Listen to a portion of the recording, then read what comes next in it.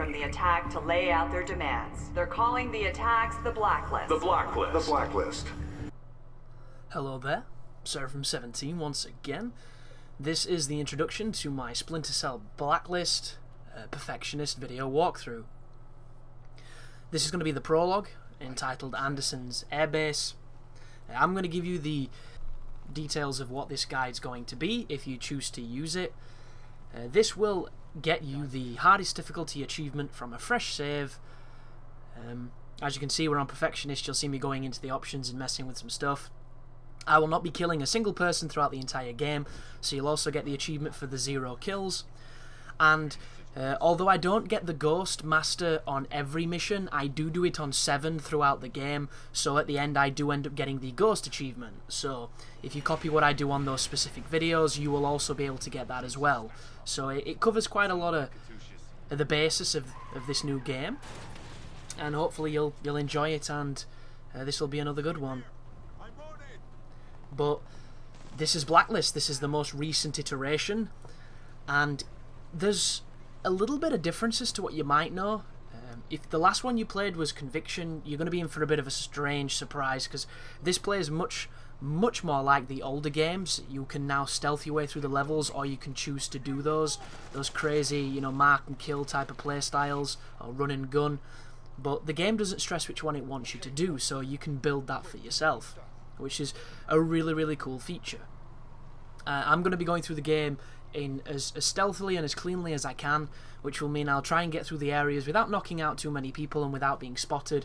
But every so often you have to knock a few people out if you're me, and you might even get spotted. But I would recommend restarting if you're wanting to do the ghost challenges, because while this guide wasn't intended to be about getting ghost on every level, I still tried to see, you know, how flexible the point system was, and I can safely say you're going to have to restart some sections if you mess them up, because it's just, you're going to miss out on those bonuses.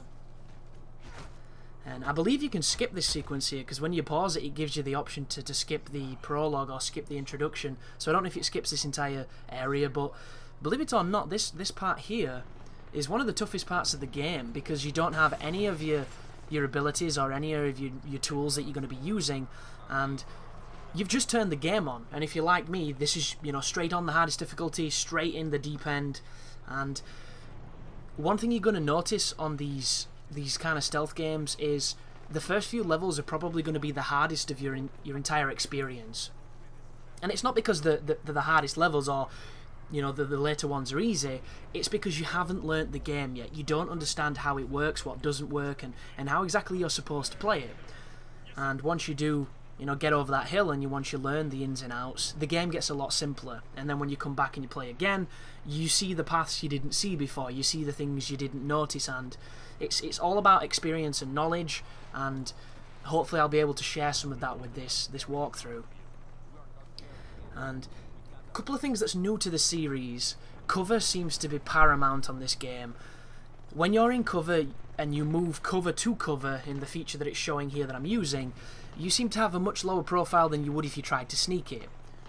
Because on this game it seems a lot stricter when it comes to the NPC spotting you when you're in shadows. Whereas in the previous Splinter Cells, if you were completely obscured in shadow, they could not see you. On this one, there are times when they can, so you need to be very careful, and just remember that cover, even going into cover, can sometimes save your ass and lower that detection meter.